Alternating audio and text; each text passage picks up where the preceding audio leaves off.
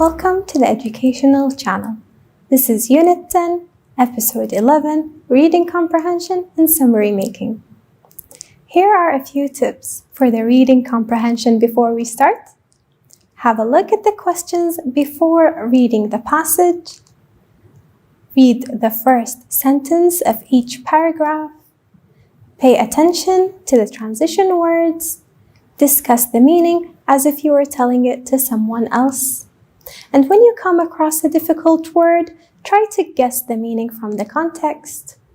Go back and reread after you have read the question. So as we said, we have to read the questions first, so let's do that. First, we will start with the multiple choice questions. Question number 1. What is the best title for this passage? This is an implicit question. It needs skimming. While you are reading, keep asking yourself this question. Why did the writer write this article? What does he want to tell us? Pay close attention to some key ideas and words that might be repeated all through the passage. Question number 2. What is the antonym of the underlined word proud in the second paragraph? Remember, antonym means the opposite of the word. This needs careful reading and scanning. Try to build up your vocabulary and focus on the context where the word is given. Try to also sharpen your knowledge of some idioms and expressions. Question number 3. What does the underlined word his in the fourth paragraph refer to? Words such as this, these, it, or they are used in specific sentences. You need to scan the targeted paragraph, which is always mentioned in the question, and here it's the fourth paragraph. Pay attention to the sentence which is close to the reference word. Question number 4. According to the passage, which of the following sentences is true? Now, how do we answer implicit questions? Target information is not directly stated in the passage. You need to use your background knowledge and the text information. Try to read between the lines, meaning understand the paragraph. What encouraged the surgeon to help people? What is Dr. Ankur Pandya's lifelong commitment? And how will Wanjiru benefit after being operated on? These are productive questions. These 3 questions require full, meaningful sentences that you have to find in the article. Let's start reading the passage. Wanjiru Maimun, the 3-year-old girl, sits patiently on her bed, gazing at the unfamiliar medical equipment surrounding her. She has a surprised look on her face. Born with a cleft lip, she is among the fortunate few to be treated at the Kenyatta University Hospital in Nairobi, thanks to the kindness of medical volunteers sent by charity Operation Smile. Her treatment is free of charge. The charity advertised its visit last January and word spread fast. Charles says, "I've been fixing bicycles and doing whatever jobs I can find to come here. My daughter is my Achilles heel. I want my daughter to wear a self-confident smile. I also like her to be able to speak correctly as she does well at school. I'm proud and more than happy to have earned the money to do this for her." Operation Smile was created in 1982 to correct facial deformities in children. Since then, the charity has become a global organization and now has 5,000 registered medical and non-medical professional volunteers deployed in many countries. It has treated more than 100,000 children in 25 countries. Each volunteer commits 2 weeks of his time and pays £300 to join a project. Cleft lip and palate affects around 1 in 500 babies. In Britain, infants are treated soon after birth. However, just 1 in 4 receive medical assistance in the developing world. Wanjiro's surgeon, Ankur Pandya, undertook his first Operation Smile mission a year ago and has completed 3 more since. His own successful battle with cancer prompted him to help others unable to obtain medical assistance as easily as he had. I received a lot of medical care and support from friends and colleagues in the medical community. Ever since, I've been committed to giving something back, he says. The next time I see Wanjiro and her father after the operation, tears of joy well up in his eyes. My daughter will now have a good future, he smiles. She looks completely different. I'm looking forward to showing my wife her new smile. She won't recognize her. Despite her pain, Wanjiro manages a cheery smile, her first of many. Let's go now and answer the questions. What is the best title for this passage? Let's take a look at the titles we have here. Is it The Gift of Smile? How to Join a Charity? A Friend in Need is a Friend Indeed. A Surgeon Challenging a Deadly Disease. A. The Gift of Smile. What is the antonym of the underlined word proud in the second paragraph? The antonym is the opposite of the word, not the meaning, the opposite. Is it perilous, afflicted, abhorrent, embarrassed? The antonym of the word proud is embarrassed. What does the underlined word his in the fourth paragraph refer to? His. Let's go back and look at the sentence. The next time I see Wanjiro and her father after the operation, tears of joy well up in his eyes. Whose eyes? Her father. Now you need to go back and find the name of her father because it's not written father in the multiple choice. There are names. Her father's name is Charles.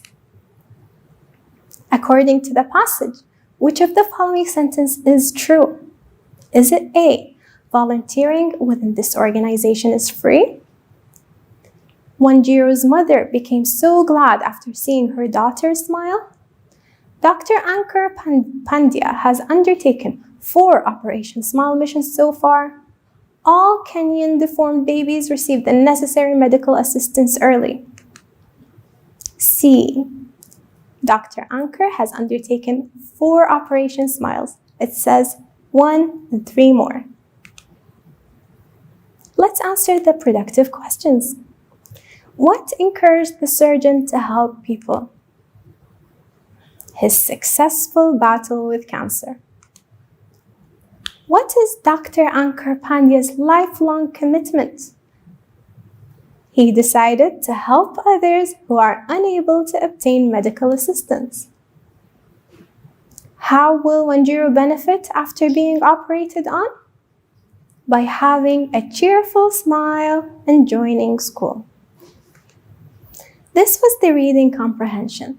Let's move on now to the summary making. A few tips before we start reading the question. When trying to answer a summary question, first highlight the major points in the text. Break the text into smaller sections. Write a sentence summarizing each idea. Write a paragraph that begins with a sentence summary of the thesis statement. Remember, a paragraph.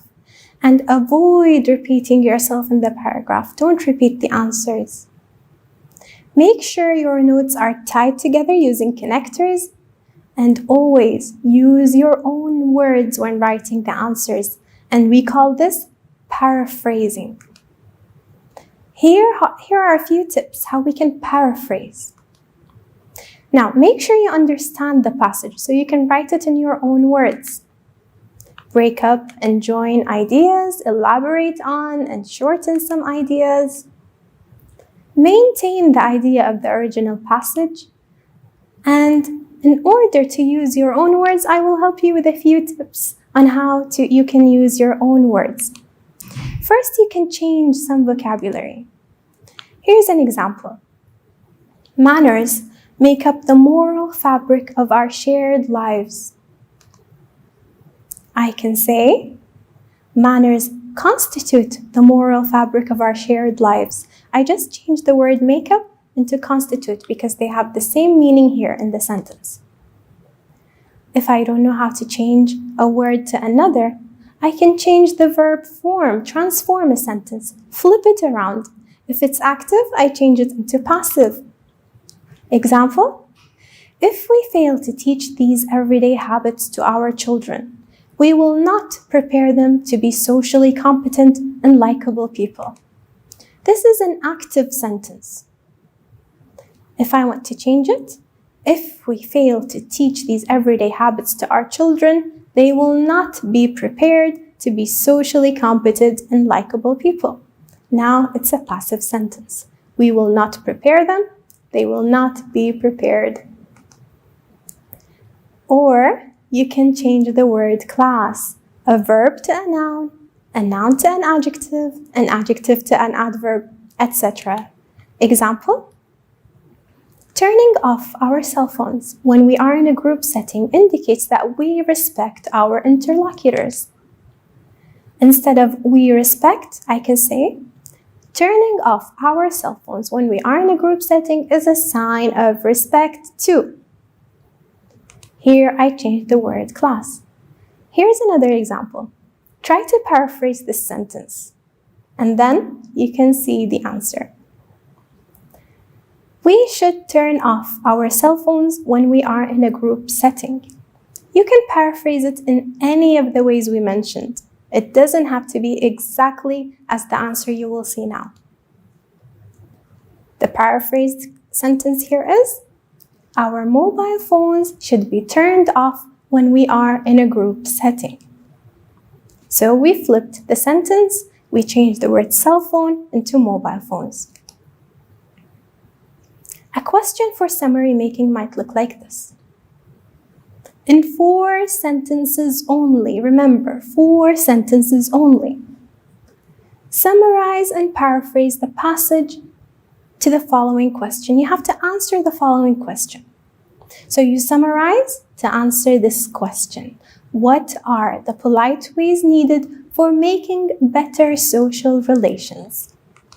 Before we find the answers, and there are 4 answers, let's take a look at the rubrics, meaning how your paragraph will be corrected.